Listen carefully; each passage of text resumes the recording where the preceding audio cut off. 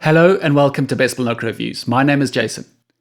In this Celestron TrailSeeker ED 8x42 binocular review, I'm going to be going over the main strengths and weaknesses of these binoculars and scoring them out of 10 in 6 key areas. In that way, we'll get a total at the end where we can compare them against the hundreds of other binoculars that I've fully hands-on tested and reviewed here on BBR. And we're going to start right now.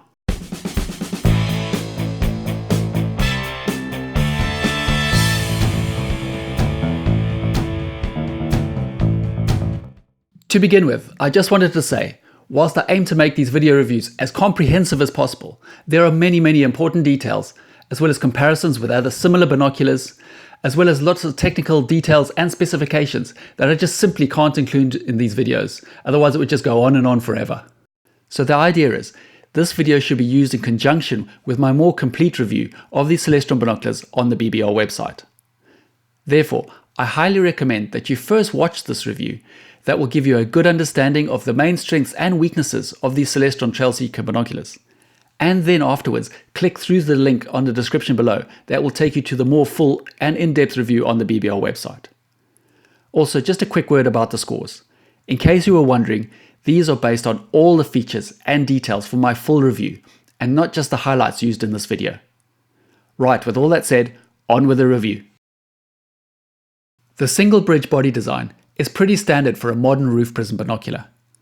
But Celestron has updated the exterior design from their older TrailSeeker non-ED glass version to be more modern looking, which I personally really like the look of.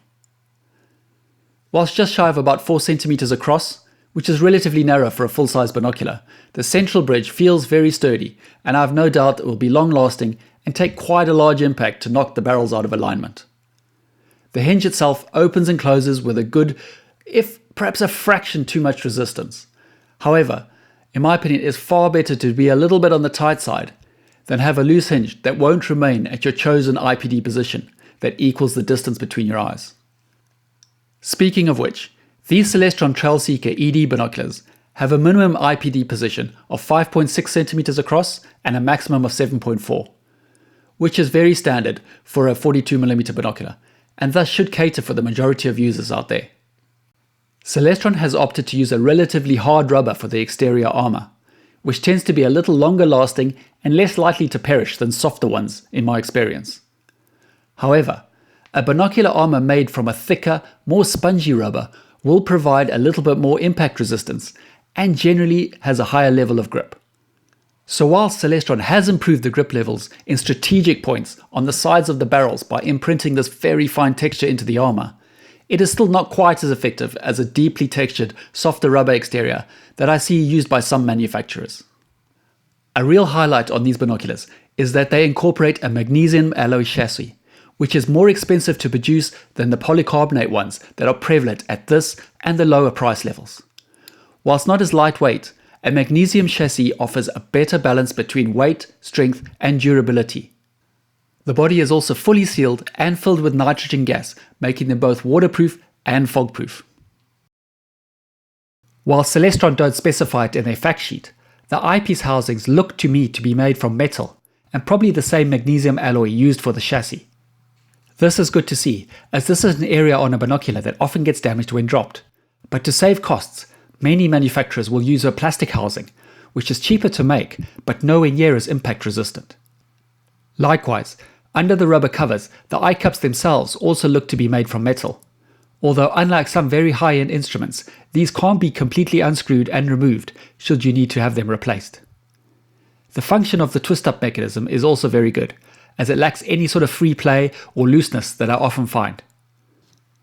Whilst these Celestron TrailSeekers have only one click stop between the fully extended and the fully retracted positions, there is a really good level of resistance to movement, which means you can actually position the cups at any point and they will remain there even when you press them quite firmly against your face, which is perfect if you need to fine-tune the amount of eye relief.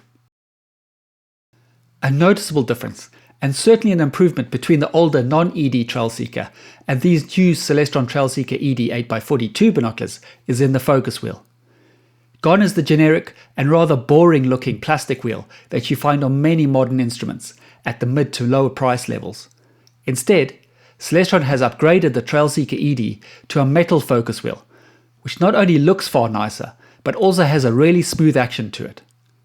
At 30mm in diameter and 26mm long, it is a little smaller than what I typically see on a full-size instrument, but it is still easy to reach, and the great action and rubber track make it nice and easy to use even with just one finger. The focus mechanism is geared in such a way that it takes 1.5 turns of the wheel to move from a minimum to maximum focus. This gearing is what I would call about average, and a good compromise between speed and accuracy. So, a more aggressive gear would make it faster to make large focal adjustments, but it is also a little more difficult to make fine adjustments, and the opposite is true for a less aggressive gear. In order to compensate for any difference in vision between your left and right eyes, any binocular worth its salt has some sort of diopter adjuster. On these Celestron TrailSeeker ED 8x42 binoculars, it comes in the form of a wheel that is located on the right eyepiece, which is at the standard location. The adjustment range of these is good, but not outstanding. And whilst it is not lockable like the very best, there is enough resistance built into the system to inhibit most accidental movement. If you're not entirely sure how to use a diopter, I've added a link somewhere down in the description below, as well as in a card somewhere up there, that will take you through to my complete guide on how to set up and calibrate your binoculars to match your own particular vision, just so that you get the best out of them. Described as tripod adaptable, attaching these Celestron TrailSeeker ED binoculars to a tripod is about as straightforward as it gets. All you need to do is unscrew the cover on the front hinge. This reveals a standard 1/4" thread that will accept just about any standard tripod adapter. These are readily available, relatively inexpensive, and specifically designed to fit onto most tripod heads. I have a guide to tripod adapters on my channel, which I will link to with a card and down in the description below if you need any more information on this.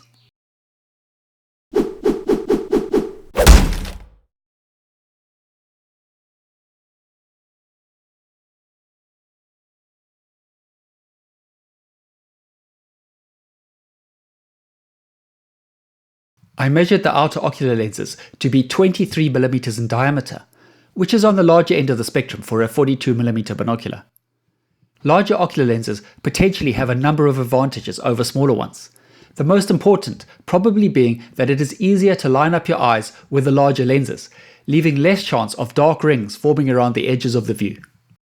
Considering how short this Celestron TrailSeeker is when compared to other 42mm binoculars, I was really impressed to see just how deeply set back the objective lenses were from the ends of the barrels. I measured it to about 8mm. So whilst they could have made the body even more compact by shortening the barrels, this overhang offers a good amount of protection to the lenses from things like dust as well as scratching. In terms of their optics, the standout difference between these and the older Celestron TrailSeekers is that this new ED version now incorporates elements within the objective lenses that have extra low dispersion properties. This upgrade means that they now have the possibility of better directing the individual wavelengths of light as it passes through the lenses, and thus reduces chromatic aberrations. This results in a higher definition image with less visible color fringing. If at any time you have a question about a feature or a technical term that I mentioned that you don't fully understand, or if something is just not clear, please feel free to ask your questions down in the comments below, and I will get back to you. Alternatively, you could just click through to the BBR website, where there are answers to most frequently asked questions. These Celestron TrailSeeker ED binoculars have a fully multi-coated optical pathway. This is an important feature and certainly something to look out for when choosing a pair of binoculars. But it is important to be very careful of the precise wording. Fully multi-coated tells us that binocular has multiple layers of a special anti-reflection material added to every single air-to-glass surface throughout the entire optical system.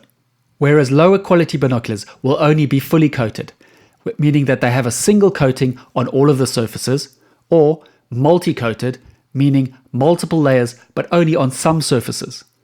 The level of anti-reflection coatings does make a noticeable difference in both the quality and brightness of the image.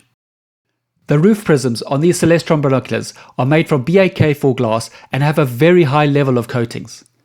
To start with, they are dielectrically coated, which is really impressive at this price level, as many will use less expensive silver mirror coatings. A dielectrically coated prism ensures that over 99% of the light in all the wavelengths gets transmitted, resulting in a brighter, higher quality view. On top of this, the prisms also have phase correction coatings added to them. This keeps the separate wavelengths of light in step whilst it passes through the prism, and thus ensures that these binoculars deliver an image with an improved resolution and contrast when compared to a roof prism binocular without them.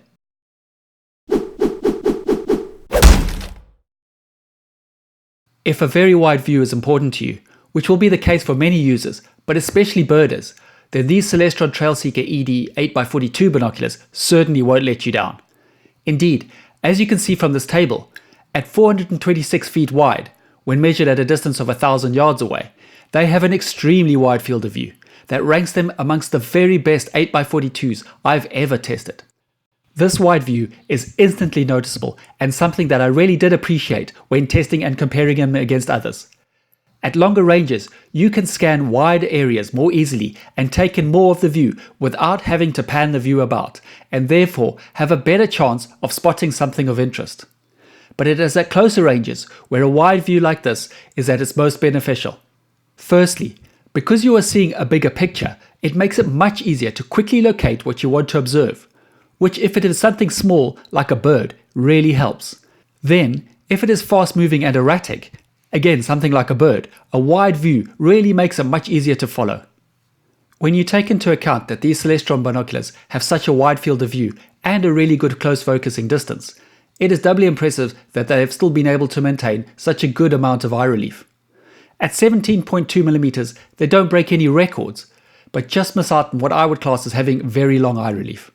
But in combination with their multi-position eye cups that, as we have already discussed, work really well, then you have plenty of room for customization to ensure that you are able to take in the full view even whilst wearing glasses.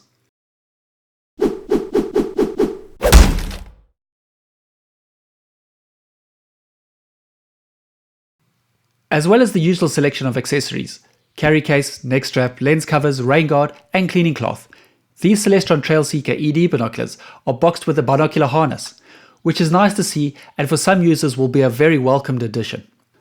On the whole, these accessories are pretty much what I expect to find at this price level, and whilst none of them really jump out at you, all of them pretty much do their job as intended. As I mentioned earlier, the carry case works perfectly fine, and is pretty much on a par with most at this price level. But in terms of its luxuriousness, it just lacks a little, especially when you compare it to the one that you used to get with the older version of the TrailSeeker. To be fair to Celestron, there's nothing really wrong with it.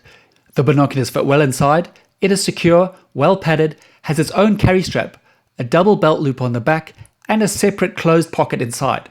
However, it would have been nice if the case could have matched the same very high standard set by the binocular itself.